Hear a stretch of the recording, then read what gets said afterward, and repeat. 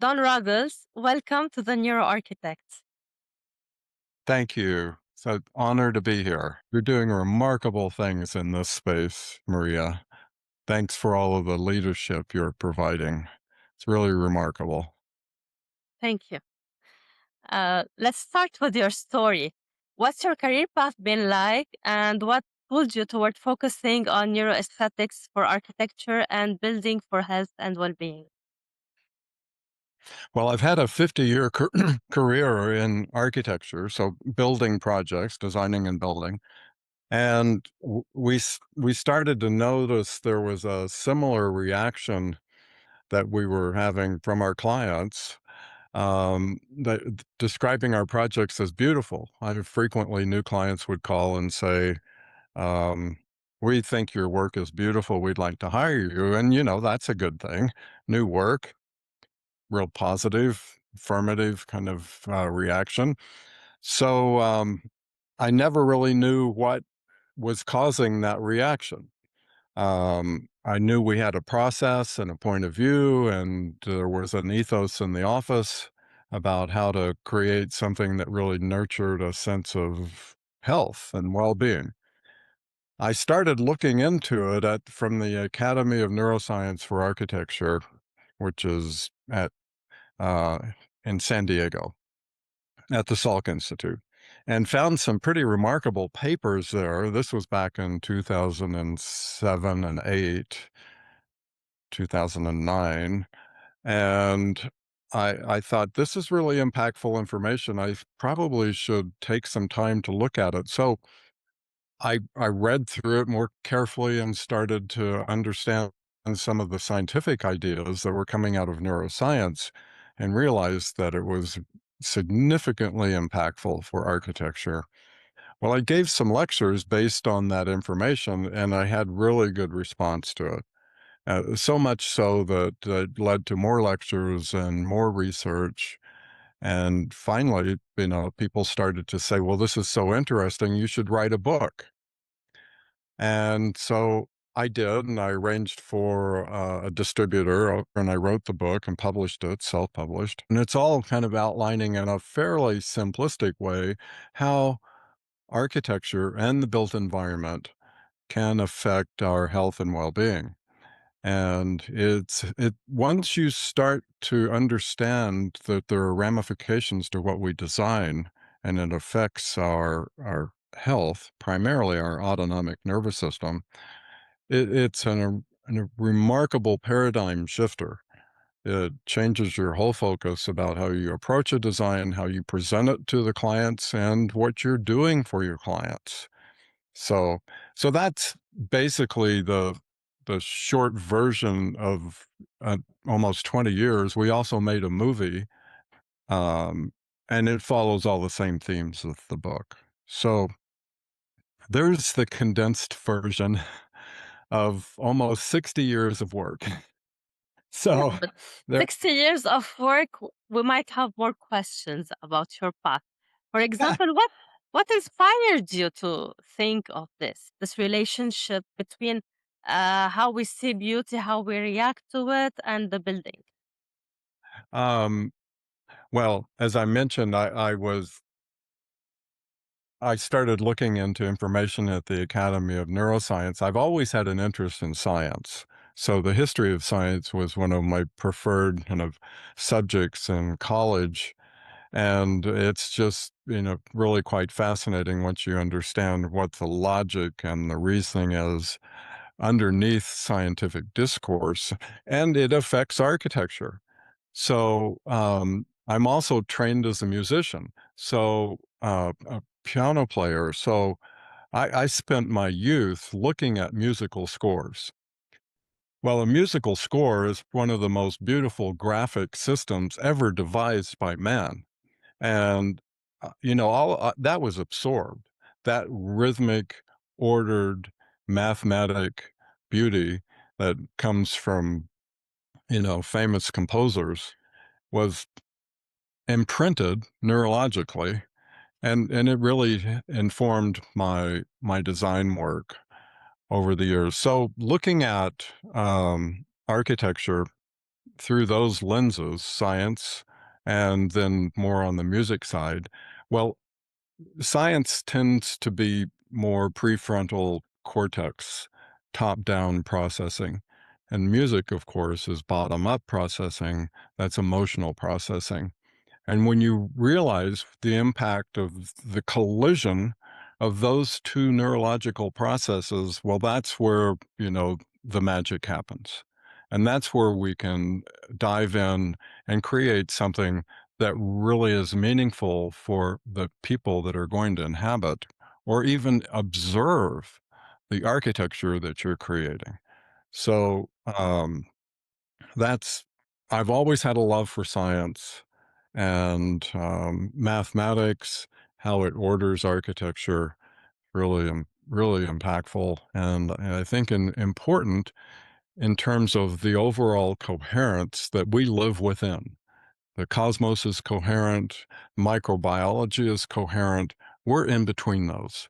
We need to understand what that coherence is. Well, it's mathematics, and math is the language that helps us understand that coherence. So I think if you don't really apply math and use it properly in architecture, then you're probably bordering on creating patterns, that's an important word we need to talk about today, uh, create patterns that are incoherent, and you don't want to do that. So, Mhm. I also studied piano and bel canto, and I can relate to what you're saying. And, you know, science found that music and architecture are very related. When you kind design a space, it changes the way you want to speak, it changes your voice tone automatically, like without you being aware of it. It changes your preferences for language, your taste of music. So oh, definitely they are both related, and science completes this discovery.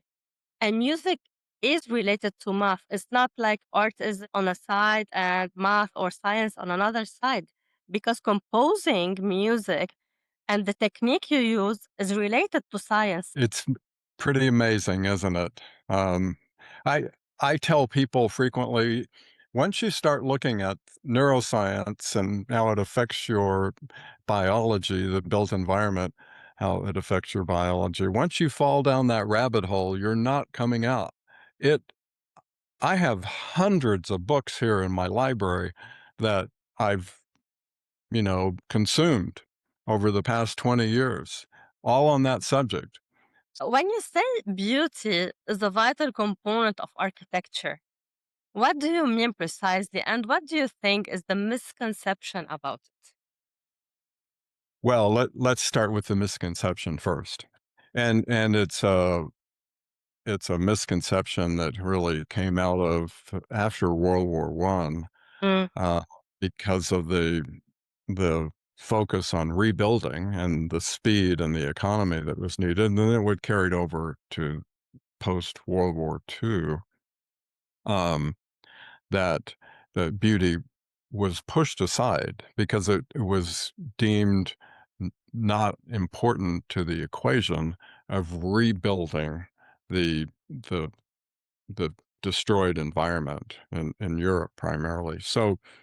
Um, so beauty was looked at as superfluous and not an important component. And the focus was on this idea that beauty was in the eye of the beholder, that Mm. everybody decided on their own what's beautiful. And we'll talk about that a little bit more here in just a minute. But in terms of and so what science has found and what I read about at the academy was that through neuroscience that beauty is actually an emotional response. So it happens subliminally. It happens without your conscious awareness. And your body is constantly protecting you, survival. That's the primary function of your brain. It's an alarm system, if you will, looking out for your survival, but it's also looking for pleasure. Mm. So, and pleasure can be food and water and safe environment. And so pleasure and survival are the two fundamental emotions that humankind process all day, every day. Uh, I mean, almost 11 million bits of information per second we're processing through our subliminal nervous system, the autonomic nervous system. And the emotions eventually are passed on. Emotions happen in the ancient brain, if you will, in the midbrain. Emotions are passed on to the modern brain, the prefrontal cortex, and it becomes a feeling. But there are only selected inputs that are passed on to the modern brain. 50 out of the 11 million bits per second, about 50 of them are passed on to the, Mm. not 50 million, 50, and that's it, per second to the modern brain. So I think you realize, well, this operating system that's happening below my conscious awareness is really, it's running the show. I don't know what's going on down there. What I know are the feelings that come up, which are these selected bits of information. So um, we have to pay attention to what those feelings are that our brain says, well, you need to pay attention to this. Well, the feelings that are attached to survival and pleasure, and this is where the rubber meets the road for architects, are approach and avoid. So when you see a survival pattern, then you're going to avoid it. If you see a pleasure pattern, you're inclined to approach it. Well, that once you realize that everything you draw as an architect, everything you build, every building you walk by, your subliminal nervous system is telling you approach, avoid, approach, avoid. It, it's it's game changing for architects and interior designers and planners. So um, it's a paradigm shift in how we're look at constructing the built environment. Mm. And um, the more we can dive into this and look at it, the better we're going to be as a society, as humankind. You mentioned World War One, and you mentioned how they changed, the perspective toward architecture and the goal of it. This is very important to remember, especially for cities that are now in a state of war or in a state of post-disaster, because cities that have lived war maybe 20 or 30 years ago did the same mistake building, not rebuilding, even building in a way that doesn't match the identity of the city, doesn't match the inhabitants, and doesn't even match the human nature. It's not anymore for pleasure, which is for motivation. People need to feel secure and need to feel this motivation to keep on developing and not staying in a static state of survival. And also, this is important to think about because we need to have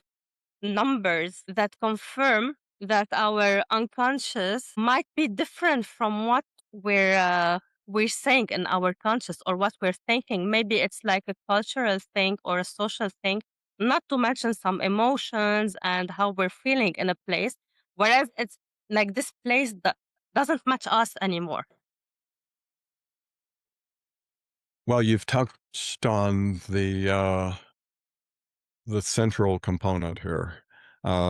So biometrics to help measure our subliminal nervous system response, and they're developing ways to do that. And I know you've interviewed Ann Sussman, and she's of course looking at visual attention software and eye tracking, which happens subliminally, those reactions. So she's championing that in a pretty Mhm. remarkable way. So those are two mechanisms for understanding, you know, what we respond to positively, which pleasure, or negatively, survival. Galvanic skin response, heart rate variability. I think you can have a watch now that or a ring that measures those 2 things for you, so you know when you're under stress. So there's we're starting to develop ways to understand and how the autonomic nervous system is responding to the built environment. I think until we have that information, we're kind of in the dark here. We know that what I've found in my research is that there's some verbal cues that people are giving us about if they use the word beauty or awe, that implies a pleasure response. And if they use more interesting, unique, um, overwhelming, that implies more a survival response Mm, because it's more of a stress response. And the reason that that goes into the stress category is that let's say you walk into a space and you go, this is really interesting. Well, what you're saying is, I don't quite understand what I'm looking at because it's a pattern that's unique to my neurological processing. And pattern recognition is the basis for how neurologists see, the processing that occurs in our brain. And and that's a whole long subject that's really fascinating, but I think what we've found it's there are verbal cues that people say, well, first of all, they might say, I don't feel like going there anymore. I don't know why, but I just don't want to go there. Well, that's a pretty strong cue that your emotion is saying, well, survival mode, let's not go there because I don't feel like, having that feeling again.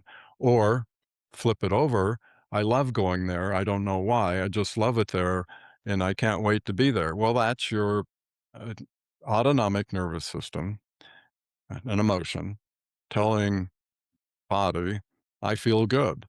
It's a feeling. I feel good when I'm there. So, so the verbal cues are really kind of patterns that we look for as architects from our clients.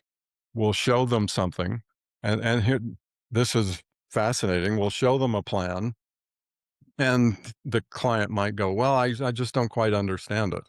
Not, I don't, and we'll put it in 3D and do fly arounds, and they're starting to understand it more. And then as soon as I add the bilateral symmetry pattern to the drawing, to the 3D image, you know what they say? Now I see it. no. Well, it's what now this is another part of the discussion today, probably. Bilateral symmetry is the facial pattern. So the client's literally looking in the mirror at the drawing. Think of the drawing as a mirror, and they see a reflection of their face, which is pleasure, rest, and relaxation. Their brain knows how to process it. It I can't tell you how many times it's happened. It over and over and over. And it's so the cue is, "Oh, now I see it." Okay, that means there's emotional buy-in. They're accepting the plan, they're going to feel good. When they move in, they conceptualize the plan that they've reviewed. It's part of their neurological processing. Now they feel good in the house, and of course, you reinforce that bilateral symmetry idea over and over in the house, the way you place the paintings, the fireplace, the front door, it's just periodic reinforcement of bilateral symmetry. There are other patterns too. It's not, um, and I'm happy to talk about those as well. So, You mentioned the eye tracking, and we know that there are also different ways of quantifying the relationship between what we're living in a place and the design. For example, emotional facial expressions, with the Dr. Alexandros Lavdas, um, the oh, voice tone, the heartbeat, the electricity, the conductance of the skin. We have so many ways. So it's not only for people who might think, okay, eye tracking is what you're looking at. So maybe it's not something that you like. So this helps you understand also why you're looking at what you're looking at. Exactly. It could be that you're fearful of it, and that's why you looked at it first.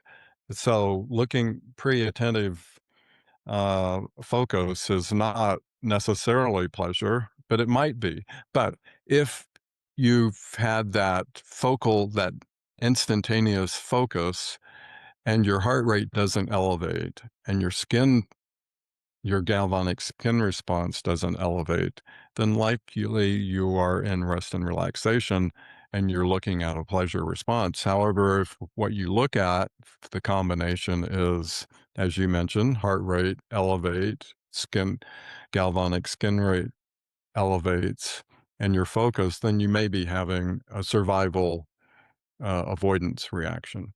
Mm, So I think, Anne's starting to get her arms around it, and she's leading the way. It's really remarkable what she's doing with it. Um, and she's a groundbreaker, and it's not always smooth sailing. There's sometimes waves that you've got to deal with, but she's indomitable. And the profession has a number of leaders. Alexandros is incredible. mm, Just, my goodness. And David Ruzan, what he's teaching in Venice, Ty Farrow. We have Meredith Banaziak here in the Denver area who's leading the way with biometrics. It's just, they're great people. mm. And I'm glad we're all connected together. We're doing this great job that was very challenging, I bet, for all of us, because it takes a lot of time to spread the word and to tell people that this is valid, that this is evidence based, that it's important for your health. Because, for example, uh, there are some cities, some old historic cities that have changed due to war, for example, or a disaster. And its construction changed its identity. But people, because they have inherited narratives related to this place, they will tell you that they like it. Even if, um, as humans, if we look at it and we don't know the context, we don't know the narrative, we will not like it. So they will say something that doesn't align with the nature, but then how will you tell them that this doesn't help you as a human? So maybe the narrative will win at some point, but then we have the quantified results. This is quite challenging in a city and to raise awareness about this topic. I would like to add something to that. So our nervous system is in balance, called homeostasis, when survival and pleasure inputs are aligned. One isn't dominating the other. However, our nervous system is more on alert than it is looking for pleasure. So it takes roughly, it's about an 80-20 ratio. So 80% rest and relaxation, pleasure, versus 20 of excitement, uniqueness, stress, survival. When those, when you're in that range of 80-20, then you're in homeostasis. And that's a point where humankind feels good. It's more of a rest and relaxation state. So, so these older cities that are having some reconstruction happening are probably dominated by old patterns that humankind evolved with, and with the insertion of new patterns that occur randomly. So you're getting the overall sense that, okay, this 80% roughly feels good and I'm okay. And there's this 20% that's unique. Now, that 20% is actually really important to humankind because stress makes us stronger and pleasure mitigates the negative components of stress. So the humankind has to have both. We can't just have all beauty. Mm. It has to be uniqueness. Some curiosity has to be part of the equation. So I think maybe these urban environments that you're talking about might have be more weighted towards historic old patterns that we evolved with, so we understand it, and the newer patterns, which were more unique, harder to process neurologically, so a little bit harder to understand, but we're finding a balance. And we can walk, let's say we're feeling one way one day and feeling quite stressed and we need to feel more rest and relaxation, we'll take the walk to work on the street that makes us feel calm. So, and avoid the really unique. And some days you're feeling, well, I'd like to see something really that sparks my curiosity today. I'm going to walk by this new building I just heard about. And so it's self-fulfilling. You're doing what you need to do to survive and do it in a healthy way. And do you think that people know what to do to feel this sense of attachment to the city again, or they feel sometimes maybe they are lost? Should I follow the trend, or should I still be attached to the historic buildings that maybe there's a decision to destroy them and build something completely different? So, Maria, this is where the leadership of the planning profession, architects and interior designers comes in, and that's why we need to continue to educate them because the the curiosity factor spikes an adrenaline flow, which is an adrenalized reaction is exciting, unique. It happens quickly, happens much faster than the pleasure response. So the reason I hate competitions is because they usually pick the adrenalized response. They don't go for the rest and relaxation response, which is not the right way to do it. So so unique and exciting and new and well, that's all adrenaline. Those are words that are telling me I'm having an adrenalized response to what I'm looking at. Well, that's totally the wrong way to go for humankind because an adrenalized response elevates your heart rate and your blood pressure and causes inflammation and then a whole cascading set of things that happen after that is catastrophic. So, I watched these competitions happen worldwide, and I just thought, "Oh, for heaven's sakes, this it's they are so far off the rails that I can't even believe it." So I think I know that this notion of an adrenalized response is pretty pretty powerful for architects. You can walk into a space and go, "This is incredible. I've never seen anything like it. This is interesting and unique." And and you literally your heart rate's up. Well, that's not where you want to be long term. It's Mm, okay short term, but long term, if you're going to live in there. You do not want to live in an elevated heart rate, elevated blood pressure, mm. etc. space. Exactly. This is what Palasma calls the instant eye gratification. So we don't want that. It's just like it's like an event. We just go to an event and then we continue our life the next day normally. We cannot stay in the event. We cannot stay in the party all the time. Oh, it's beautifully said. Beautiful. Wow. Great. Thank Can you give us, please, an example of a project you worked on where you had to balance novelty and this sense of awe or motivation with the regulation of the nervous system? So, yes, my firm does a lot of residential work. And we're here in Colorado, which is the part of the Rocky Mountain region. So many of our projects are people that have purchased land that have these magnificent views. I mean, just mountainscapes and valleys and forest and wildlife. I mean, it's just breathtaking. Well, a big view can be it's generally rest and relaxation if you handle it right.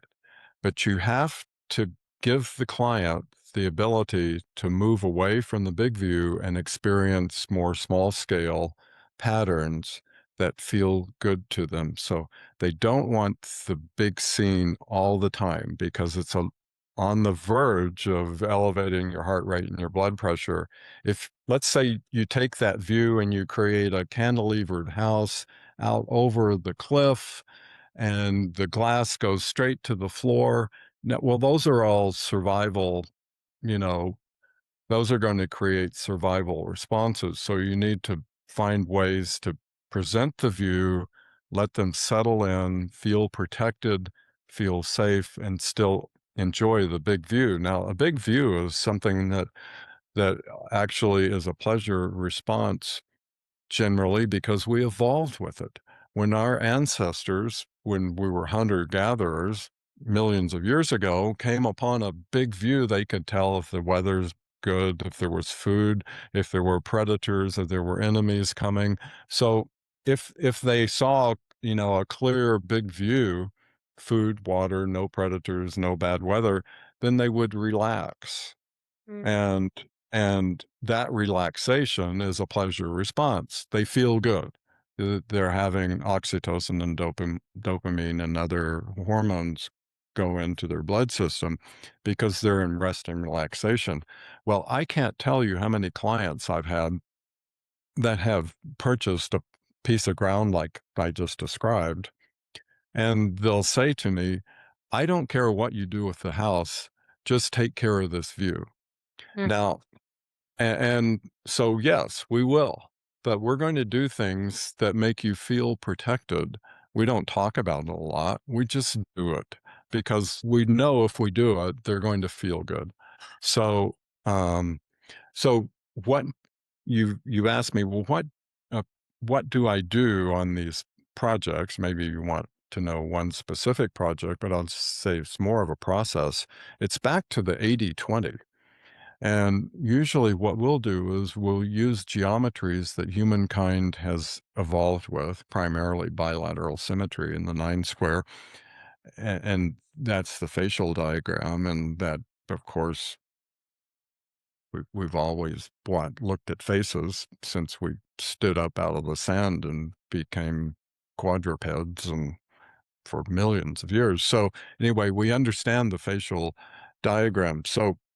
So we primarily use that geometry as a solidifier of rest and relaxation.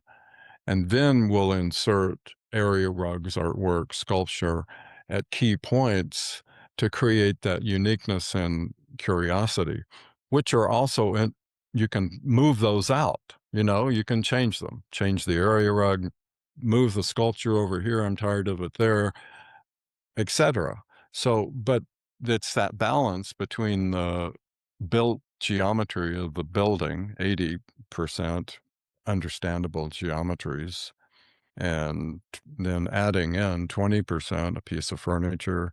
Furniture, by the way, is a really big deal.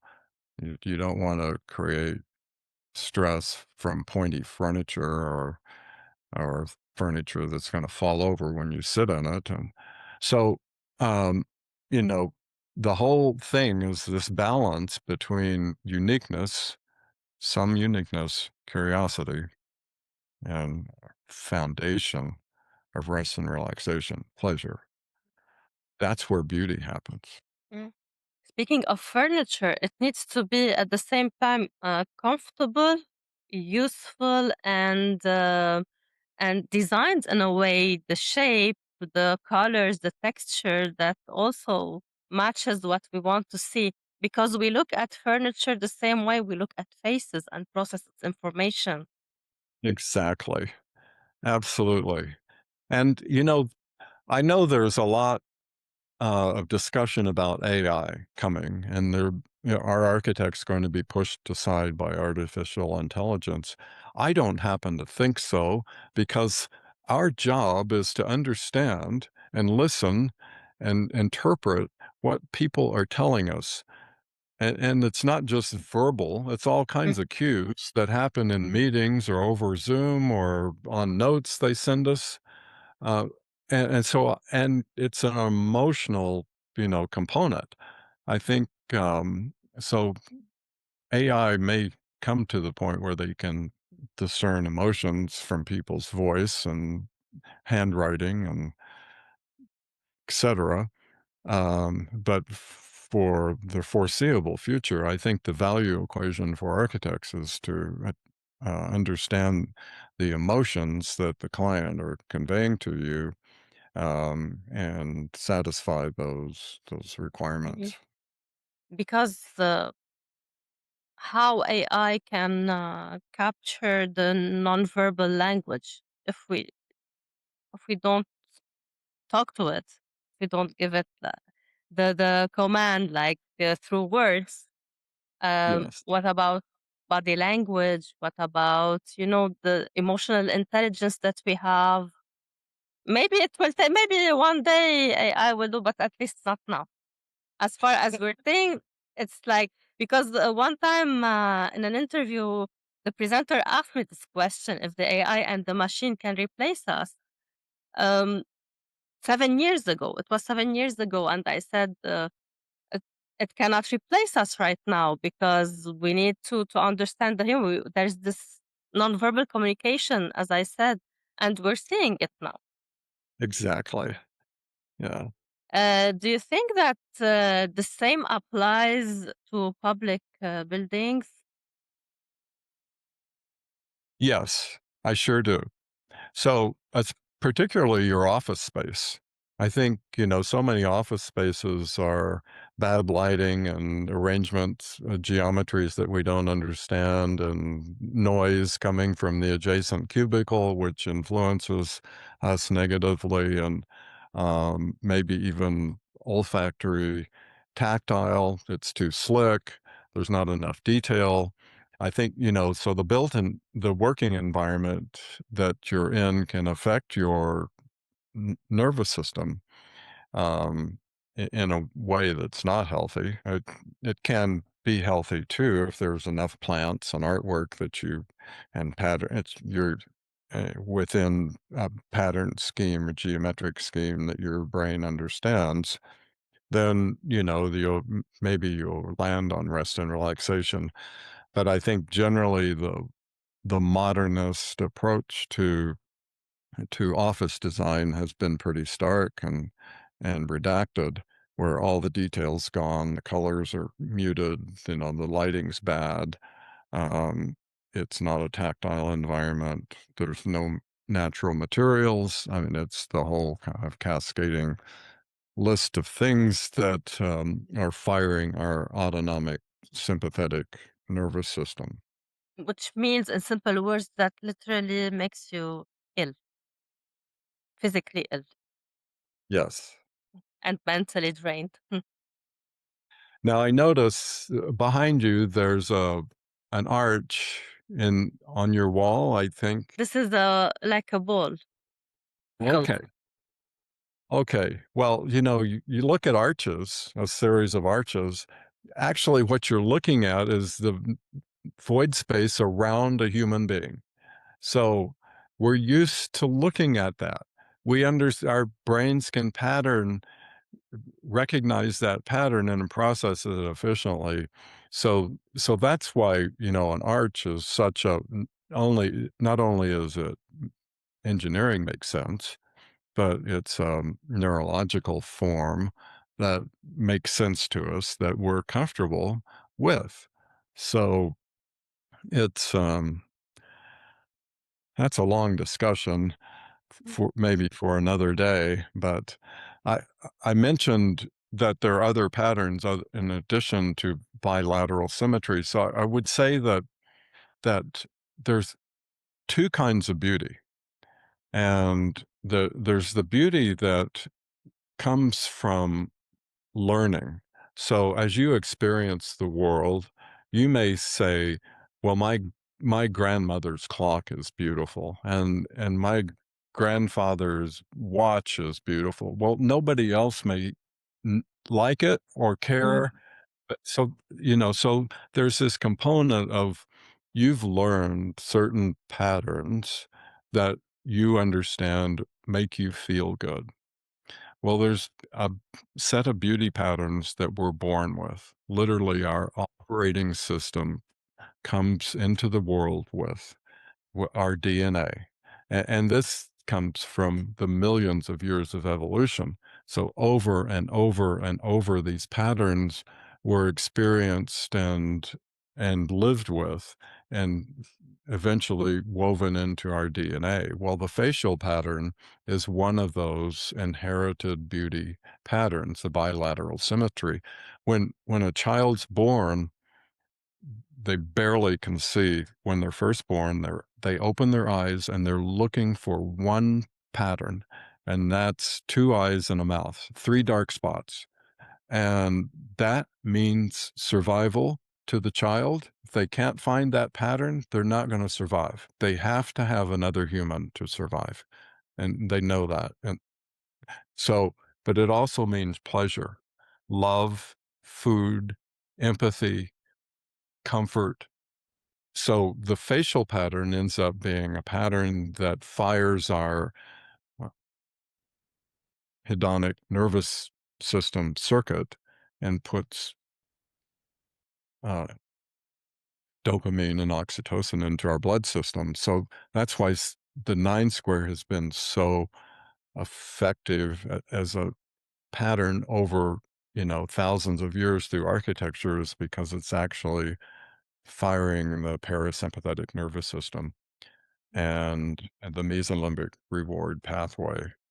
So, um, so that's one pattern, the bilateral symmetry, nine square, th- three three dark spots, and just take a look at like Notre Dame in Paris, for instance. You see that tripart to one over and over, from small scale to the entire scale of the building, over and over as it's reinforced. Taj Mahal is the same thing. In fact, one of the things I say in my lecture is that the buildings that we revere around the world are all based on nine square. Why? I mean, we take vacations. There are tour guides that take us there. We arrange, our life around going to visit. Why? Because we feel well when we're looking at this. And that feeling well is this pattern which is triggering our autonomic parasympathetic nervous system to put dopamine into our system, because these patterns are in front of us and we know we're safe when we're observing it. What's one message or a piece of advice you would love to leave with the audience? Make yourself available to absorb this information. It, as an architect, as an interior designer, as an urban planner, it will change your point of view. And the bottom line here is you will be improving the health and well being of the people that observe your buildings, that occupy your buildings, and that live in your buildings. There's nothing more important than improving the health and well being of your clients. And I think once you open yourself to that information, and trust me, there is more information out there than you can believe, from coming from science and now from scientists, architects, many like you, Maria. It's remarkable. So make yourself available, because it's a game changer. Don, thank you so much for this interesting conversation. Okay. That was a lot of fun. You're a remarkable person. We are so lucky to have you as part of our community. So Thank you. thank you. And thanks for watching us.